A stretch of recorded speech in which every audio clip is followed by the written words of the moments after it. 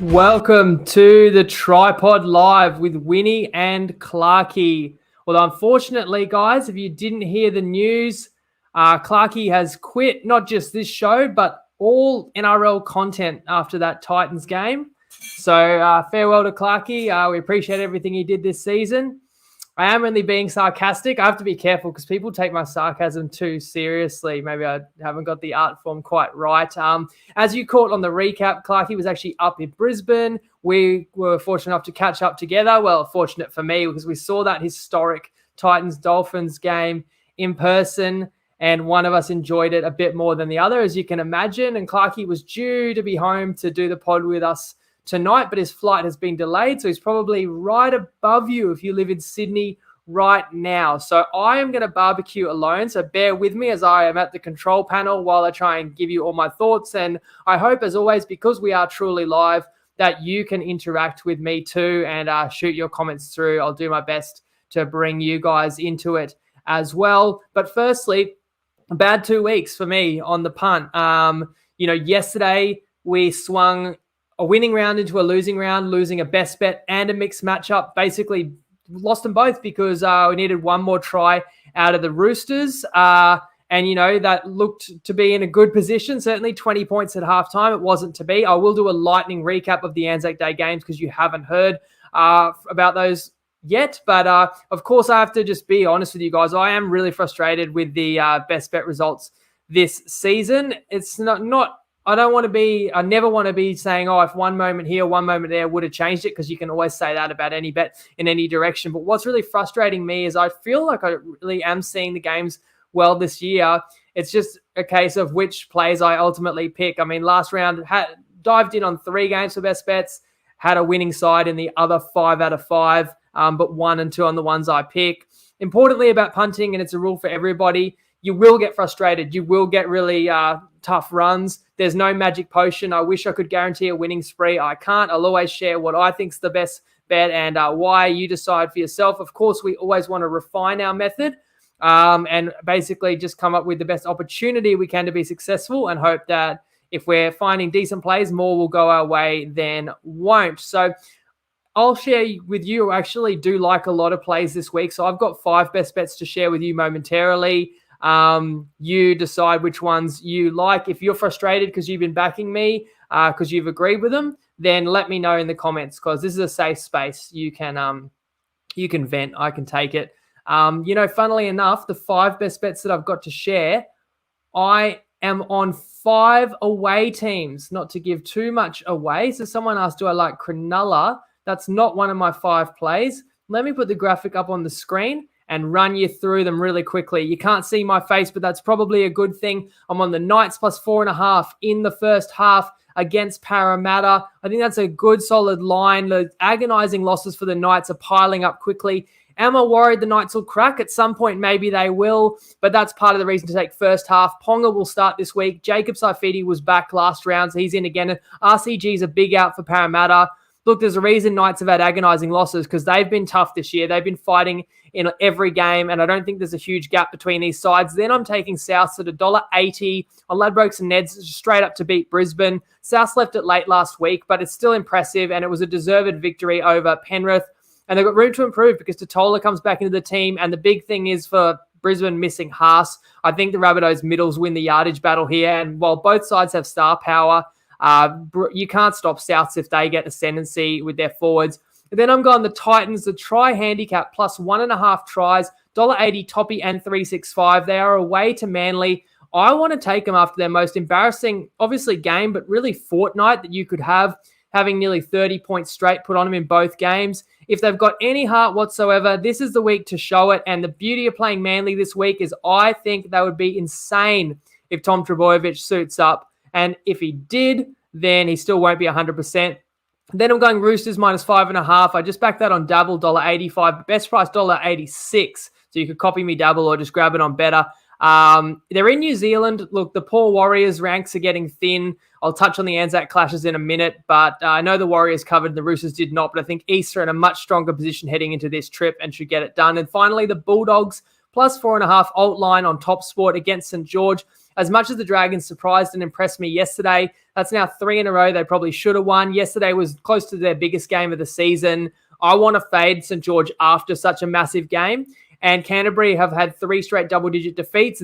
They come into this game as one where they actually have a fair chance. Could be ugly, Dragons versus Bulldogs, but I'll take the 4.5 start. So let me know what you guys make of those. Let's do a lightning reaction to Anzac Day as the comments coming through. Is it worse being a Titans supporter than Tigers supporter? That's a tough one. I wonder when they met in round 1, Titans won, so you'd have to say Tigers still worse. Lee says, surprise, Clarkey's still alive. He's still alive and kicking. He was even prepared to do the pod later tonight, but we gave him a night off. He's had a pretty long weekend. Luckily, he got to spend time with family. Hopefully make him realize that it's not all about footy. Footy's not life and death, because if it was, he might have been coming back in a casket. And Samuel says Warriors screwed for the next few games, so he would probably like my best bet as well. Luke says he agrees with me on Souths, but he is playing on the Dragons. So I appreciate your comments. Keep them coming through. As I talk about really quickly about Anzac Day, because we didn't touch on them because we did our recap on Monday. Roosters beat the Dragons 27-26. No good for my best bet, which was over 4.5 tries. Looked great when they had 20 on the board at halftime and another disallowed. You know what really rubs salt into the wounds for me with this one? The Roosters team total was 26.5. But with no Walker, I'm thinking, who's kicking? And I just had these visions of Teddy and how bad he is at goal kicking. I thought, well, if they're getting over that, they've got to score more than 4.5 tries. What happens? 4 tries. Swali kicks well, slots all 4 conversions, plus a penalty, plus a field goal, and they scored 27 points with only 4 tries. That's cruel, but they still should have got 5. Someone messaged me and sent me a screenshot that it was $1.19 at halftime to get over 4.5 tries. Anyway, credit to the Dragons because they were down 26-10 with like half an hour to go in this game. And not only did they come back and tie the score, I think the Dragons win the game if Sloan can get to a Moans kick in behind. There was, 6-7 minutes to go there. I thought he could have dived for it and scooped it off the ground. He tried to toe ahead, and in that case, he just needed a softer toe. And I think that could have been a famous victory for the Dragons, but alas, they fell short. Radley Sinbin, another talking point. What did you guys think of that? Because I thought it was a bit harsh, maybe more of a head clash than a shoulder to the head. And of course, that was with 15 to go. That didn't help our cause for the Roosters getting another try because they didn't score while he was in the bin. Let me swap the graphic now to the later game on Anzac Day, which I've got to say was a great game as well. Just not a great day for me.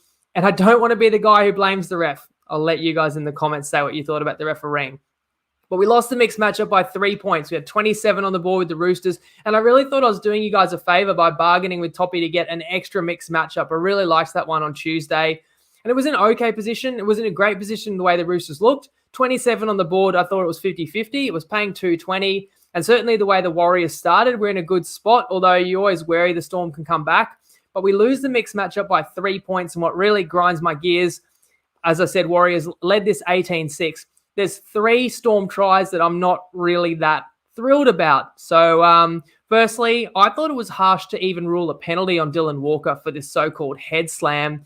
It just seems to me like, how are so many players getting sin bin for incidents that the refs don't even blow a penalty in real time? Like, it can't be that bad if nobody notices it, but because there's an injury, we stop and have a look. I feel we overreact to injuries. Of course, Katoa hit his head. You don't like to see it. He got ruled out with HIA. But did Walker do a lot wrong? Can't players get taken to the ground and sometimes hit their head?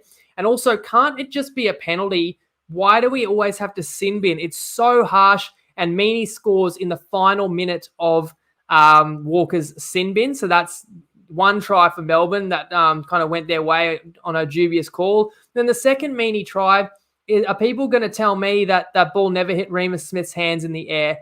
And we've got a bunker that gets the opportunity to look from every angle in slow motion and find out. And I know technically they check every try, but this one doesn't even get reviewed. It's like it's scored, it's awarded, and then they say try confirmed. Well, try confirmed means you had a quick couple of looks at it and you're satisfied. No, that one needed to be analysed closely just to see, does it touch Remus Smith's hand? If you can't tell, then award the try. But to not even look at it, it's almost like you want to give that one. And it's a pivotal moment in the game for the Warriors to concede that try there, which pulled the Storm, I think, that might have put the Storm in front by 2 points. So that's a massive Massive moment, as Philip Scatbat says, it sure did touch Remus Smith's hand. So that's another try. And then the last Storm try, which sinks our bet. The Warriors had no subs at that point. They're clinging on. The Storm rolls up the field and gets awarded a 6 again on the 5th tackle, where there's dead set nothing in it. They play the ball as fast as anything, and that's just death. You can't give it. If you give a team 6 again, you're really giving them a huge leg up. And it annoys me when Christian Welsh is 5 meters offside on every kick pressure and Johnson's pointing at him while trying to kick. And that gets a blind eye turned to it, but they find something to penalise the Warriors. So what do you guys think? I don't want to make it all about refereeing. Look, the Warriors were super tough, all considered, with the guys they lost during the game. I think certainly the class of the Storm gave them the ability to come back. I mentioned Grant. Munster had some big moments. I also thought maybe the biggest moment in the game was after a good Warriors kick that had the Storm inside their 10, a play one carry by Olam busts through about 5 defenders and gets to nearly halfway and flips field position. I mean, you have to back up your kick return. The Storm did that better than the Warriors late when the game became an arm wrestle. And that's another reason why they lost. It's not all about the calls. And the Warriors coach, Webster, said that himself. They've got to own some of those moments a bit bigger. But as I said, Tohu Harris was out. Sirinen, HIA, Chance was out in the second half. Tavanga didn't play many minutes in this before he was injured. So there's several reasons why it didn't go the Warriors' way. Let's move to round 9. Samuel says, can't let a New Zealand team win on Anzac Day.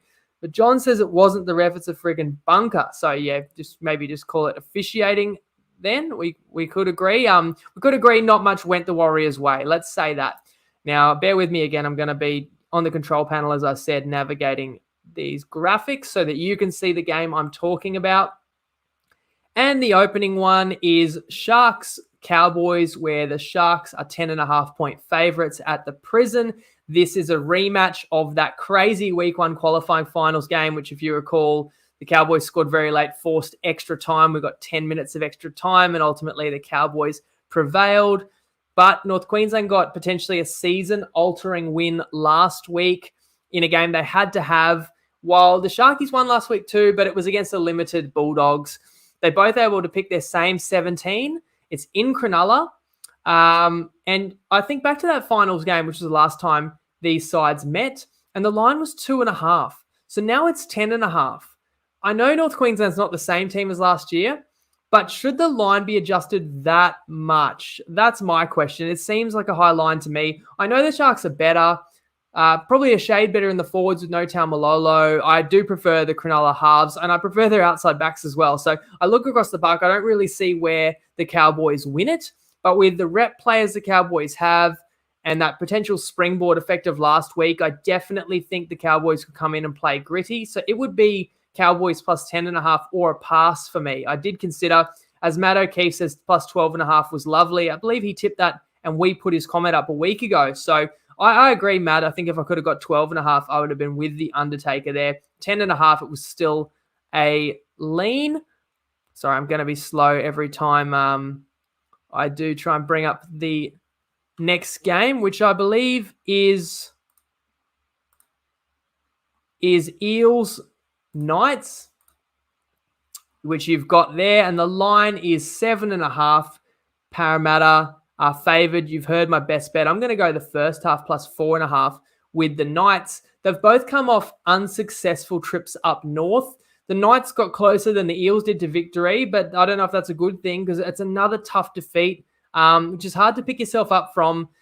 Although the Knights have to bye next week, which to me says they can give another all-in effort going into their bye. It'd be huge for them to get a 4th win because it would actually make them 4-1-4 or 4-4-1 going into the bye, which they could probably live with. I've said before, it turns my stomach. They've only got 3 wins this season, given how good they've been with as much disruption as Newcastle has dealt with. Now, I think Newcastle have been the best team in the NRL against the spread. They've covered 6 of 7. So people are going to look at this line and go 7.5. Well, that's a decent start for the Knights. They just cover every week.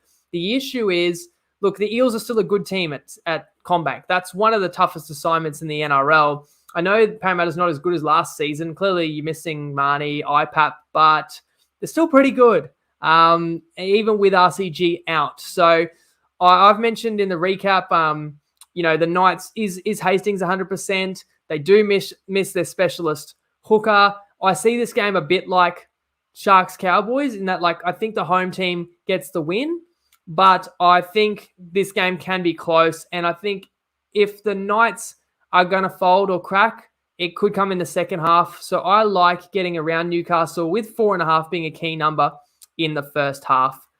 Next up, we've got a beauty. Let me know what you guys reckon about this one.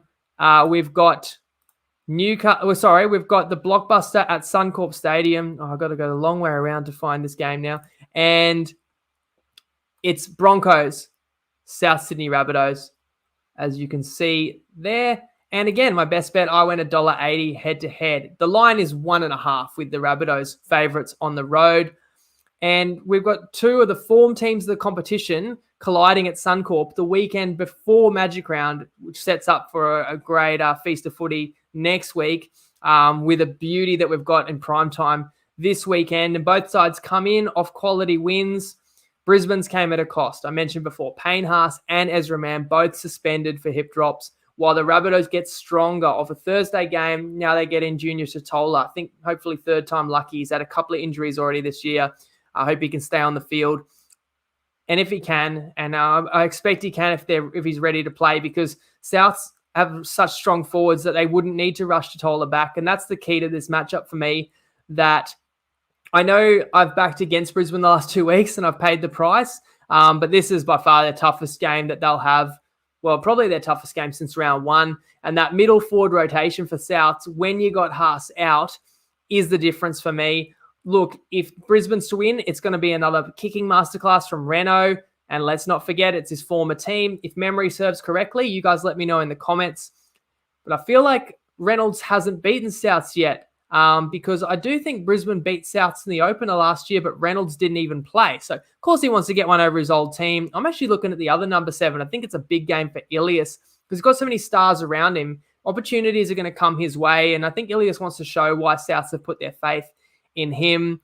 And I'm not ruling Brisbane out. It's anyone's game. When you got superstars, you got Walsh versus Latrell, you got Carrigan versus Murray, but I'm looking at Jock Madden in there at 6, and I'm looking at the Walters-Pakes combination at 9. That's no Damien Cook. So I think the Rabbitohs can knock off the ladder leaders. As Matt says, the Broncos beat them twice. So that means that Reno did get his revenge over the Rabbitohs. For some reason, that was escaping my memory. That must have been down in South Sydney last year. Can't recall, but trust Maddie on that one. And usually I'm pretty good with these ones. Maybe I must have been on Souths and blocked it out of my memory or something. Although usually you remember the losses even more easily. So maybe I was on Brisbane. Anyway, that's the way I see this game. I'd love to know what you guys reckon, because Barney says that the Broncos are a bogey team for Souths. Whiten for first try scorer next year. I will talk on Whiten. I'd like to hear what you guys reckon, because that news has been confirmed. Barney confirms as well that Reno has beaten South. So there you go. That means he doesn't need to desperately beat him again. He's already got those bragging rights. Of course, this will be the game he always wants to win. I also want to win the better same game multi again. You guys know they sponsor the show this year and make this market possible, which is the one aspect that's been a shining light of 2023 and TryPod Live, because we've had only we've had 7 same gamers, but 1 was a refund. So 6 resulted for 3 wins, all $7 plus odds. And if you want more punting content after this show, of course, check out the Better YouTube channel, where the Fox League Lab panel dissects the incredible clash between Dolphins Titans, and then they look at the upcoming fixtures for these sides. Plus, they deep dive into this very game, Broncos Rabbitohs, which is the match of the round to fuel even more SGMs. As I say, I'm cooking up my one, which will be out on Friday afternoon. People always ask me, how do they find it? TryPod group, TryPod Instagram, Clarkey's Facebook, Clarkey's Instagram. And I tell you guys, dead set, I spend a good hour on this every Friday morning, cooking it up to my perfection and getting it out on Friday afternoon for your enjoyment. Ask yourself, though, what are you really gambling with if you do want to get involved? Because there is free and confidential support. Anytime you need it, call the number on the screen or visit the website. Let's move to Saturday. We got a game in Wagga. I'm going to be a little bit slow in getting us that one up, but it is Raiders Dolphins. And the Raiders, while it's a neutral venue, the Raiders have played at Wagga multiple times, and they are a 4.5 point favorite over the Dolphins. I want to get some of your comments on the screen too. Clarkey's second RDO, Blanchy says. Rabbitohs in better form. Scatbat says a big loss, no pain. Haas, agree with that. Barney, shame Corey Oates is out or he'd be an absolute lock. And John says the more the Broncos win, the less I back them. I've kind of had my reasons in each week. I didn't mind the position a couple of our bets have been in. It hasn't got our way. But it is funny because I really rated Brisbane early this year. And then once everyone else realized they were good, now I'm a contrarian. I have to go against them. I admit there's something to that. But look, I just call it the way I see it. Do think Souths win that one, and I'm confident enough to take them for a best bet. Scoutbat says he's thinking Dolphins. Did I say the line is Canberra minus 4.5? And I do think it's a good spot for Canberra with one possible caveat. I want to talk about the Whiten news, and I'd love to hear what your guys' take on it is. Would you have gone? Would you have stayed in Canberra for more money and to continue playing 5'8", where he won a Dally M and a Clive Churchill? Would you go to Souths and play centre and play in an absolutely star-studded team? Would you have gone to the Dolphins for a new kind of legacy and a new opportunity, also for the bigger money? I'll weigh in on that in a minute. But in this game, of course, you've got the Dolphins off this incredible victory, as Clarkey and I recapped.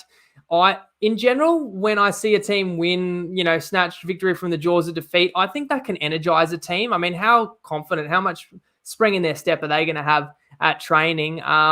But there is always the risk of a letdown, which would make me nervous about playing the Dolphins this week with the start.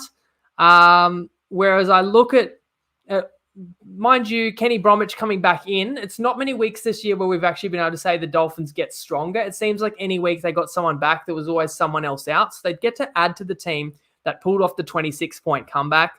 But I hate to say it because although I'm a Dolphins fan, you have to favour Canberra here off the bye, which at this point in the season, there's no debate for me. Like, it's very beneficial. You get that rest and recuperation. Earlier in the year, you could argue, well, you lose the reps. You're not building up the match fitness. But at this point in the season where everyone's played enough footy for that to not be a concern and everyone has knocks and niggles, I think Canberra comes in fresh. They got an ugly win at home, which they know they didn't play well in. Jackie Whiten did not play well in that game. And I think that's the key story, which also kept me off this. He's really going to want to play well. I know he's announced his move to South Sydney. I'm sure he's going to tell his team he's 100% with them this year, and he'll want to prove it with his actions.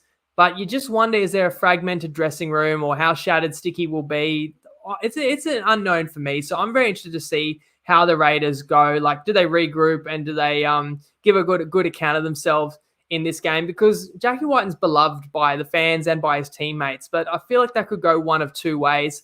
In this particular game, we can't forget how good Fogarty and Whiten did look together at the end of last year, because they haven't actually played too much footy together with Fogarty's missed a couple, Whiten's missed a couple. And I think that their halves can be the difference in this game and why I actually considered betting on Canberra minus 4.5 against my beloved Dolphins. But yeah, just knowing that this Dolphins side is all together and super confident and playing better than the sum of their parts. Whereas, am I sure that we can say the same for the Raiders? I'm not. So I left that one alone. Let me see what you guys reckon. Raiders 1-12 says Jennings still trying to find the try line. Yeah, some say he's still on the ground at Suncorp. Barney says go win a comp with your mates. Will they have a chance? Oh, Lee, I thought Leanne was talking about me, saying he's an idiot, but I'm going to say that's probably the call about Whiten's decision.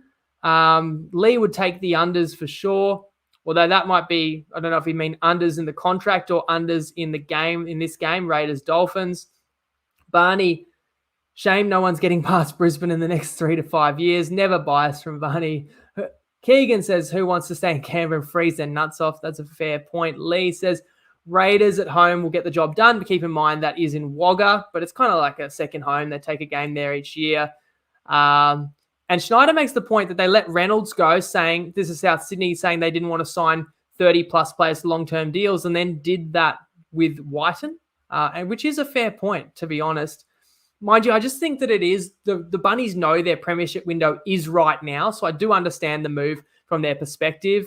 I don't blame Whiten if he wants to take less and go play there. I just feel overall it's we're getting a case of the haves and the have-nots in the NRL, because the small clubs have to overpay to get stars. So your Gold Coast Titans have to pay above market to get a player like David Fafita when other clubs want him. And these star-studded teams like your Roosters, your Panthers, Storm, certainly South Sydney, they can somehow pay under market value and get these players. So even though we've got a salary cap, it's not parity when there's this imbalance. But what can you do? You can also argue it's a reward for running your club the right way, for having a great nucleus, for having great coaching and being a destination players want to play. I don't think there's ever going to be a perfect answer to get a completely level comp. Obviously, I always like the competition to be close. We don't want teams that get flogged every year and teams that are always perennial powerhouses. And, in theory, with a salary cap, you shouldn't have the same teams always top 4 every year, but quite a few have sustained success for a long time. But I don't blame Jack Whiten. I mean, if he wants to do that because he's going to enjoy his footy more, and often players want to go and play for a better team because they're going to get more rep opportunities, going to get more notice, but he also retired from rep footy. So he wants to win.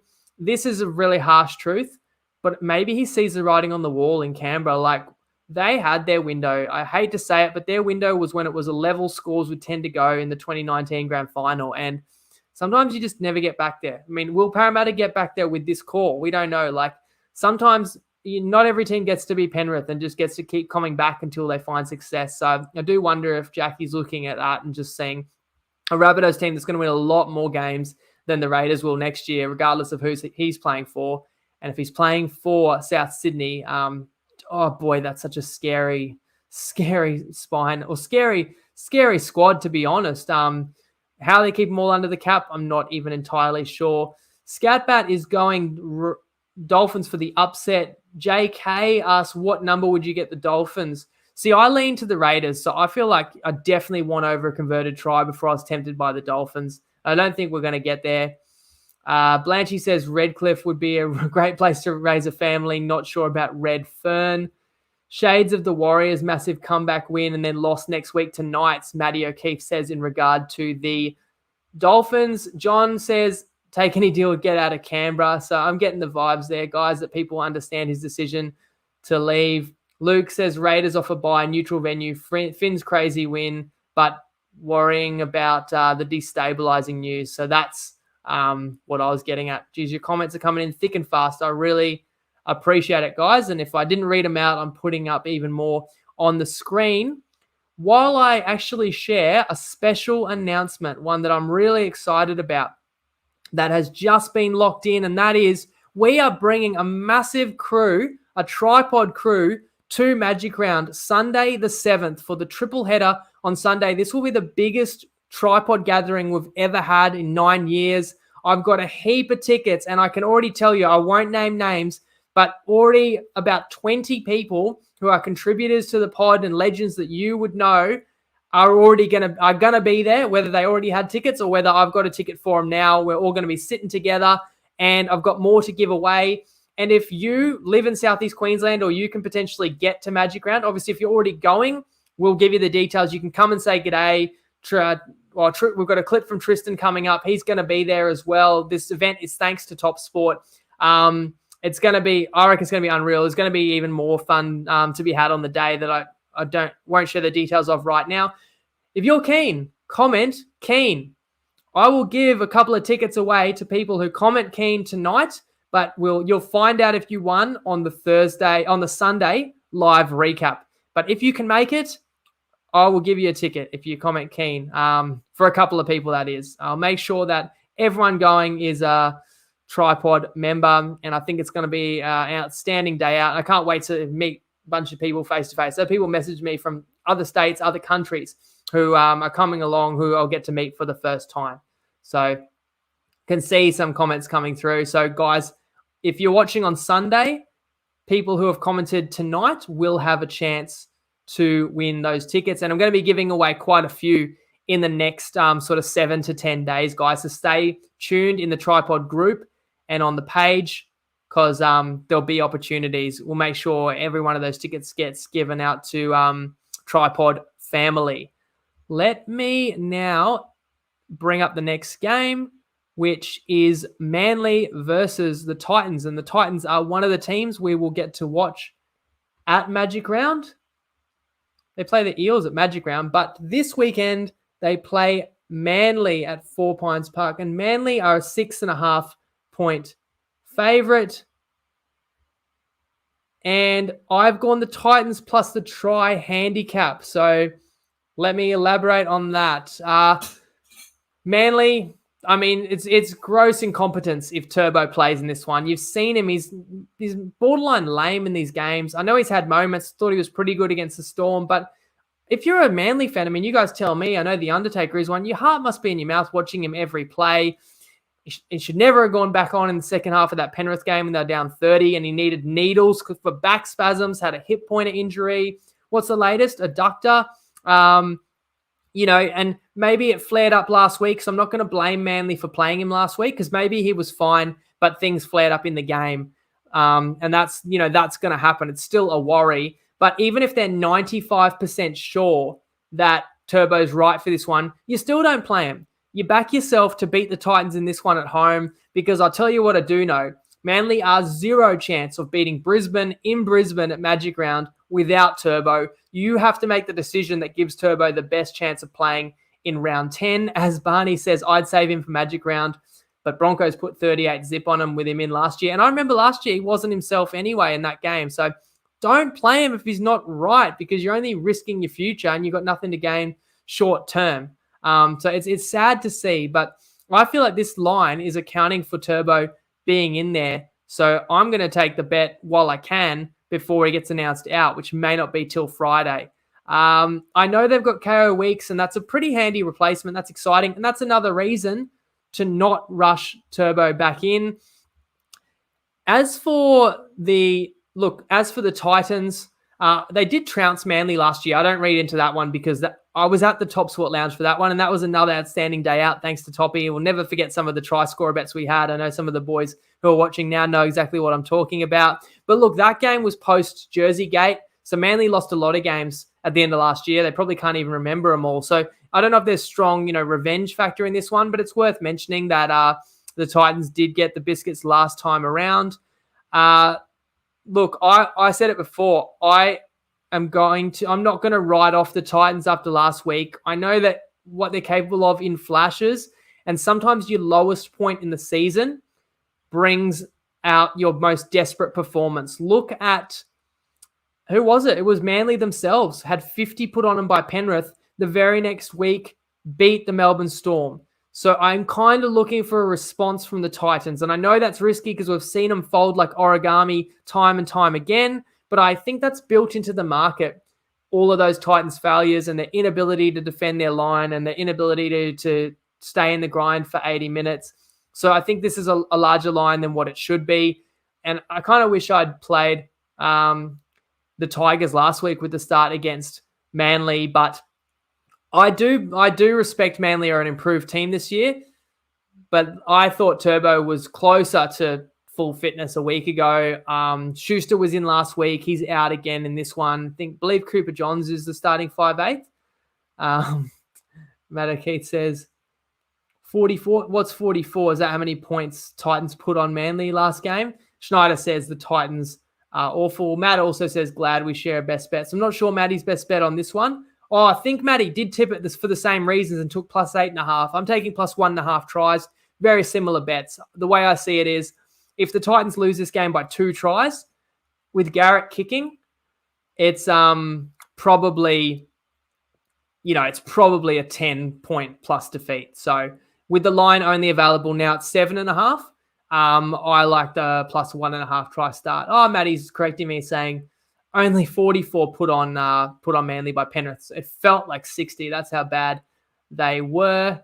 Plenty of people saying keen. So I want to get these tickets to the most loyal and the keenest TryPod members because I think, yeah, we're going to have a fantastic day at Magic Round. And even if you don't need tickets, or even if you don't win them, get yourself a ticket. We'll let you know where we all are. We'll have some giveaways. We'll have some stuff, some prizes and some stuff. Just be able to catch up. So looking forward to it very much, guys. But that's in 10 days' time. I think I've given you my thoughts on Manly Tigers. Let me move to Panthers Tigers, which is in Bathurst. Once again, I pull these graphics up manually with Clarkey in transit. He's our graphics man usually. But hopefully you can see there that the West Tigers are an 18.5 point underdog to the Penrith Panthers. Huge line, although Tungo is out for the Panthers. Tyrone Peachy comes into the left center spot. Penrith's off a loss and a long turnaround. I do not want to take on the Panthers. So I know I'm not taking the plus 18.5. Let's start there, because once this Penrith side gets on top in a game, they're almost impossible to stop. I guess you could say Souths did stop them. Wests are not Souths, that's for sure. Charlie Staines and Kapoa are out. No Faluma and Naden come back in. I know Wests are going to lose. I'll say that with a fair bit of confidence.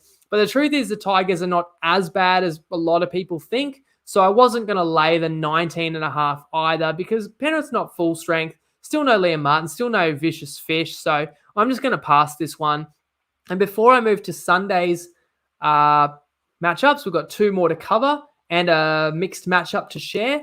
Let me play Tristan's video about how the markets are shaping up, and I'll keep putting your comments on the screen too.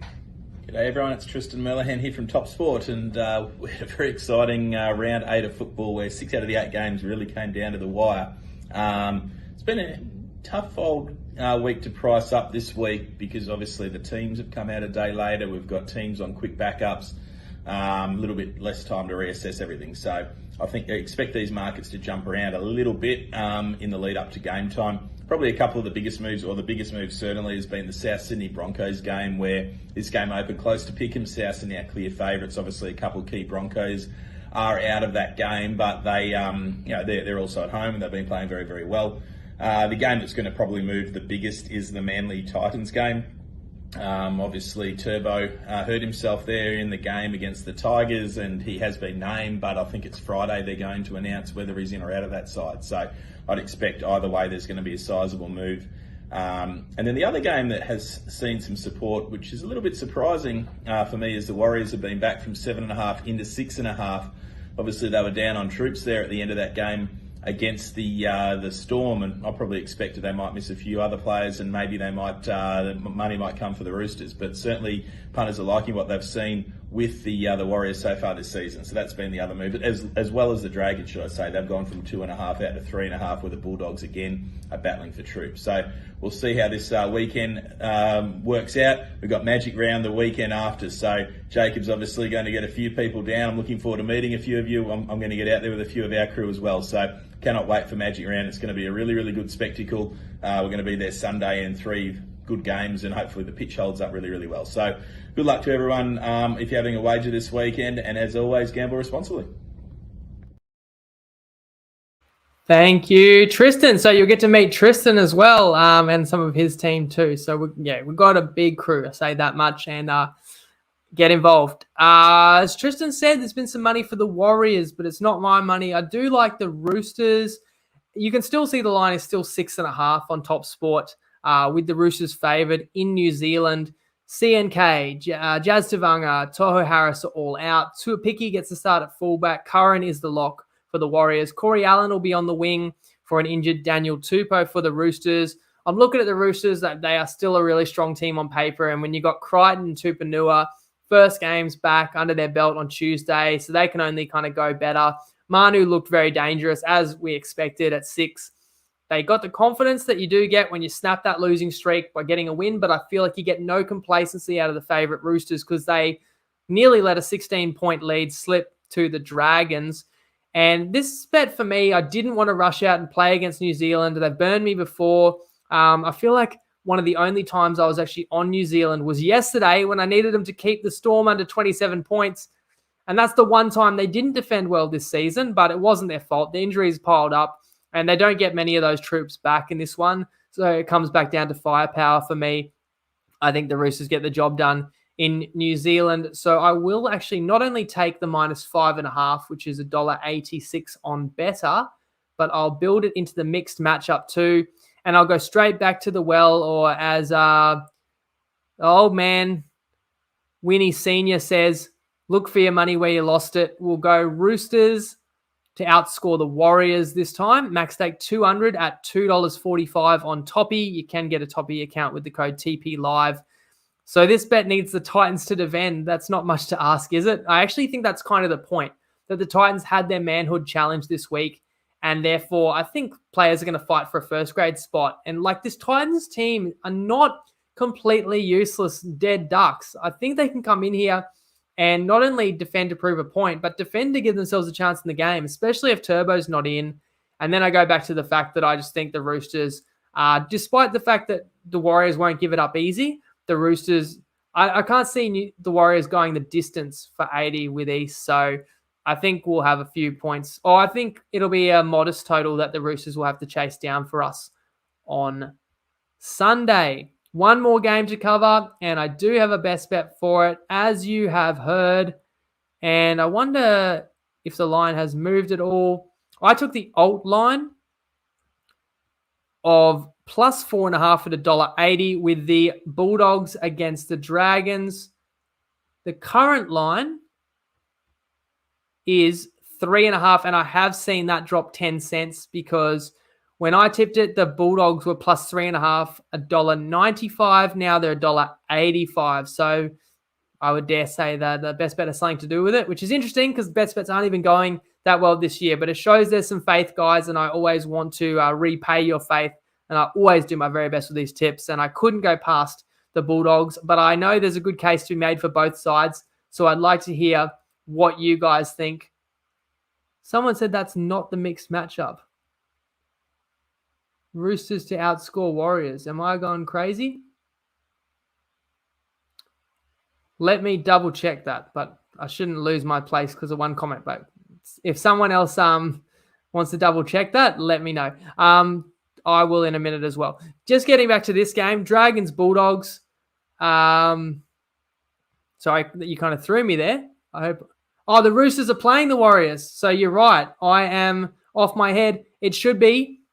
It's because I didn't have the graphic. And I'll comment it again. Roosters to outscore Sea Eagles. Sorry, I am losing it. At 245. So no, you don't get, thanks for correcting me, the beauty of live pods. You don't get the Roosters to outscore the Warriors when they're $1.50. You get the Roosters to outscore the Sea Eagles. So they're both about similar magnitude favourites. And I've got a best bet on the Titans plus the 1.5 try start. And of course, I've got the Roosters minus the 5.5 in New Zealand. So everything I said before, and that's why I was talking about the Titans defense, because we need the Titans to hold Manly to a total. I want something under about 24 points. And I think we'll have a great bet at 245. Thanks for having my back, guys. You guys have helped me correct that little mistake there. Okay, so that's, 5 best bets this round and a mixed matchup. But let me just get my teeth back into Dragons Bulldogs, which is the last one. It's at Wynn Stadium. And I hate to say this, but boy, it's got to be tough being a Dragons fan. Because they went close the last 3 weeks. They really could have won the last 3 games, maybe should have. Now they come into a game actually as a favourite, where in the past 3 they were underdogs and had a chance to win. I don't know if I trust the Dragons as a favourite. Do you?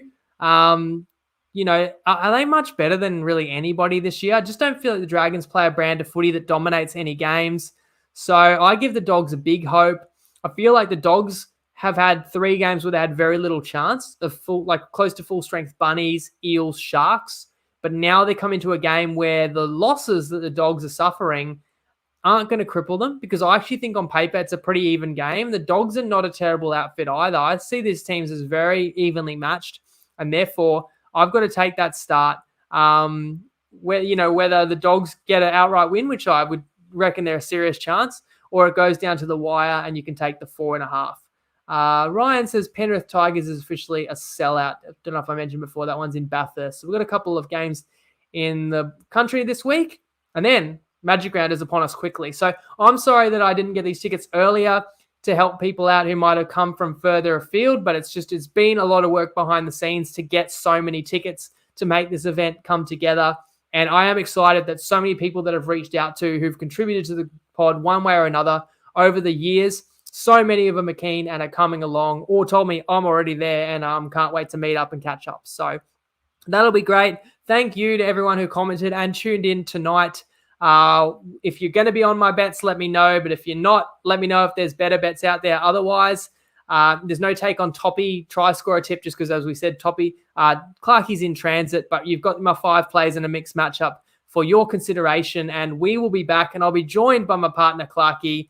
He'll be revitalized. He'll be back on deck on Sunday after full time to recap round 9. I hope you all have a great weekend and best of luck. Punt responsibly if you are backing any of these plays or your own. And as Schneider says, Lego.